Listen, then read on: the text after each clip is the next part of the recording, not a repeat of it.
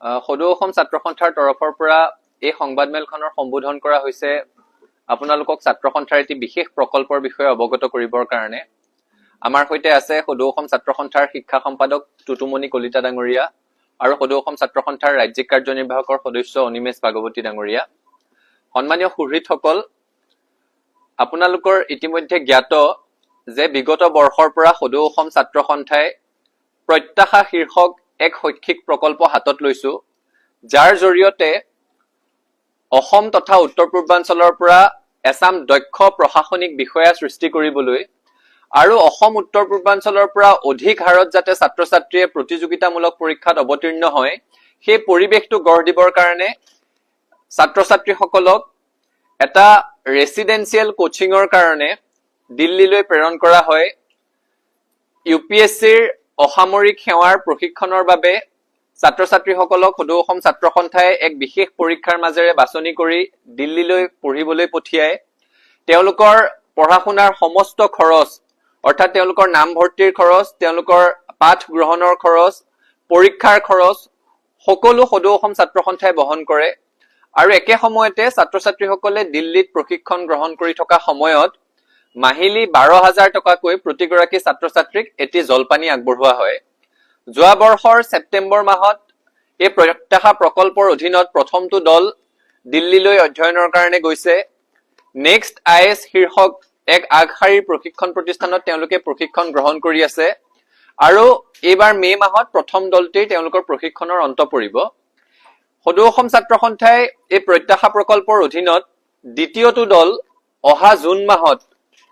দিল্লীলৈ প্ৰেৰণ কৰিবৰ কাৰণে আমি যোজা চলাইছো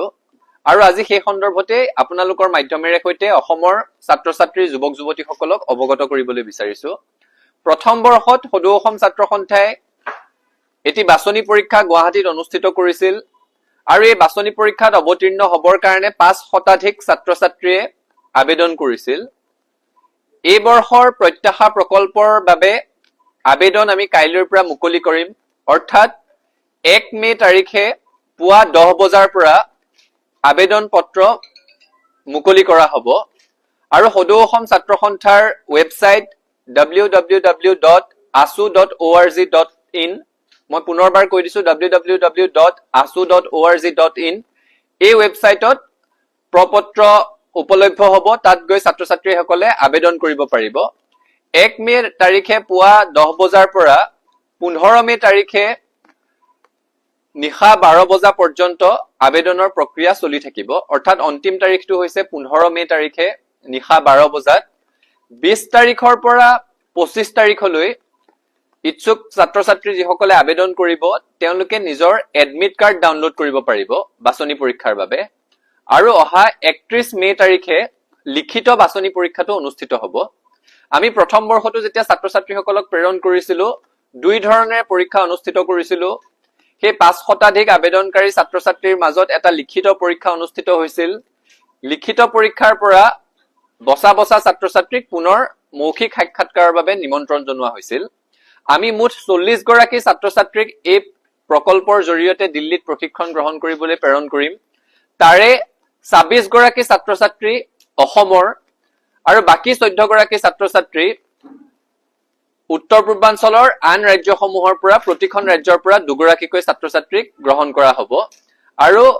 নেছৰ জৰিয়তে, উত্তৰ পূৰ্বাঞ্চল ছাত্ৰ সংগঠনৰ জৰিয়তে আন ৰাজ্যসমূহৰ পৰা এই দুগৰাকীকৈ ছাত্ৰ ছাত্ৰী নিৰ্বাচন কৰি অনা হ'ব। অসমৰ 26 গৰাকী ছাত্ৰ ছাত্ৰীৰ বাবে এইবাৰ লিখিত বাছনি পৰীক্ষাটো অহা 31 মে তাৰিখে অনুষ্ঠিত হ'ব। যোৱা বৰ্ষত যেতিয়া আমি এই পৰীক্ষাটি অনুষ্ঠিত কৰিছিলো তেতিয়া বহুতো ছাত্ৰ ছাত্ৰীয়ে এটা কথা আমাক কৈছিল যে তেওঁলোক অধ্যয়নৰ কাৰণে বা কৰ্মসূত্ৰে অসমৰ পৰা বাহিৰত থাকে। বহুতো মেধাৱী ছাত্ৰ ছাত্ৰী দিল্লীত অধ্যয়ন কৰি থাকে, দিল্লীত কৰ্মসূত্ৰে থাকে বা অধ্যয়ন কৰি থাকে। তেওঁলোকে এই পৰীক্ষাটোত বহিবৰ কাৰণে আগ্ৰহী, কিন্তু অসমলৈ পৰীক্ষা দিবৰ কাৰণে আহিবলৈ তেওঁলোকৰ অসুবিধা হয়। লিখিত পৰীক্ষাৰ পাছত পুনৰ মৌখিক সাক্ষাৎকাৰৰ বাবে অসমলৈ দুবাৰ অহা যোৱা কৰিবৰ কাৰণে তেওঁলোকৰ অসুবিধা হয়। সেই কথাটো তেওঁলোকে দৰ্শাইছিল আৰু সেইকাৰণে এইবাৰ ছাত্ৰ ছাত্ৰীৰ সুবিধা হোৱাতকৈ আৰু বৃহৎ সংখ্যক ছাত্ৰ ছাত্ৰীয়ে যাতে অংশগ্ৰহণ কৰিব পাৰে সেই কথাটোৰ প্ৰতি লক্ষ্য ৰাখি লিখিত বাছনি পৰীক্ষাটোৰ কাৰণে 4টা পৰীক্ষা কেন্দ্ৰ কৰিবলৈ আমি সিদ্ধান্ত গ্ৰহণ কৰিছো। এইবাৰ গুৱাহাটী মহানগৰীৰ লগতে নতুন দিল্লীত এটা প্ৰশিক্ষণ কেন্দ্ৰৰ ব্যৱস্থা পৰীক্ষা কেন্দ্ৰৰ ব্যৱস্থা কৰা হ'ব আৰু শিৱসাগৰ আৰু তেজপুৰতো একোটাকৈ পৰীক্ষা কেন্দ্ৰৰ ব্যৱস্থা কৰা হ'ব অৰ্থাৎ মুঠ 4টা পৰীক্ষা কেন্দ্ৰ হ'ব এবাৰ 31 মে তাৰিখে গুৱাহাটী নতুন দিল্লী শিৱসাগৰ আৰু তেজপুৰ ছাত্ৰ ছাত্ৰীসকলে যেতিয়া আবেদন কৰিব তেওঁলোকে নিজ ইচ্ছা মতেদি তেওঁলোকৰ সুবিধা হোৱাকৈ যিকোনো এটা পৰীক্ষা কেন্দ্ৰ বাছনি কৰিব পাৰিব আৰু লিখিত পৰীক্ষা অন্ত হোৱাৰ লগে লগে আমি মৌখিক সাক্ষাৎকাৰৰ বাবে পৰৱৰ্তী দিন ঘোষণা কৰিম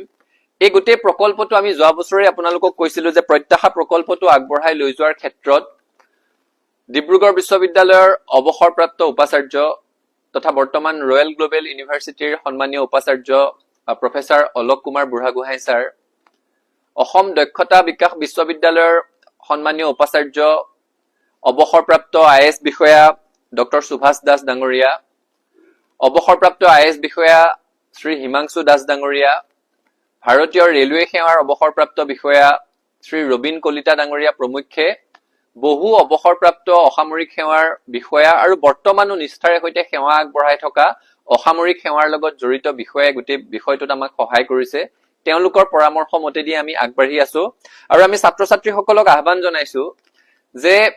প্ৰতি বছৰে আমি এই কথাটো কওঁ যে অসমৰ পৰা সৰ্বভাৰতীয় পৰীক্ষাত স্থান লাভ কৰা ছাত্ৰ ছাত্ৰীৰ সংখ্যা কমি আহিছে বিশেষকৈ লোকসেৱা আয়োগৰ অসামৰিক সেৱাত স্থান লাভ কৰা যুৱক যুৱতী ছাত্ৰ ছাত্ৰীৰ সংখ্যা তেনি তাকৰ হ'বলৈ আৰম্ভ কৰিছে যিখিনি সময়ত বিহাৰৰ পৰা প্ৰতি বছৰে ইউপিএসসিৰ প্ৰিলিমছত ৪৪,০০০ ৪৫,০০০ ছাত্ৰ ছাত্ৰী অৱতীৰ্ণ হয় তামিলনাডুৰ দৰে ৰাজ্যৰ পৰা ২৫,০০০ পৰ্যন্ত ছাত্ৰ ছাত্ৰী অৱতীৰ্ণ হয় সেইখিনি সময়ত আমি নগণ্য সংখ্যক ছাত্ৰ ছাত্ৰী অসমৰ পৰা উত্তৰ পূৰ্বাঞ্চলৰ পৰা যদি অৱতীৰ্ণ হওঁ অৱধাৰিতভাৱে উত্তীৰ্ণ হোৱা সকলৰ সংখ্যাটো কমিবই গতিকে আমাৰ এই প্ৰকল্পৰ উদ্দেশ্যই হৈছে অসমৰ পৰা উত্তৰ পূৰ্বাঞ্চলৰ পৰা এছাম দক্ষ প্ৰশাসনিক বিষয়া সৃষ্টি কৰা আৰু একে সময়তে অসম উত্তৰ পূৰ্বাঞ্চলত এটা পৰিৱেশ ৰচনা কৰা যাতে অধিক সংখ্যক ছাত্ৰ ছাত্ৰীয়ে প্ৰতিযোগিতামূলক পৰীক্ষাত অৱতীৰ্ণ হয় এই প্ৰশিক্ষণ দিল্লীত এবছৰীয়া প্ৰশিক্ষণ হ'ব আৰু প্ৰশিক্ষণৰ সম্পূৰ্ণ খৰচ সদৌ অসম ছাত্ৰ সন্থাই বহন কৰিব তাৰোপৰি প্ৰশিক্ষণ গ্ৰহণ কৰি থকা অৱস্থাত ১২,০০০ টকাকৈ মাহিলি তেওঁলোকে জলপানী লাভ কৰিব গতিকে ছাত্ৰ ছাত্ৰীসকলক অধিক হাৰত এই প্ৰত্যাশা প্ৰকল্পৰ জৰিয়তে যি বাছনি পৰীক্ষা আমি অনুষ্ঠিত কৰিছো তাত অংশগ্ৰহণ কৰিবৰ কাৰণে অনুৰোধ জনাইছো ধন্যবাদ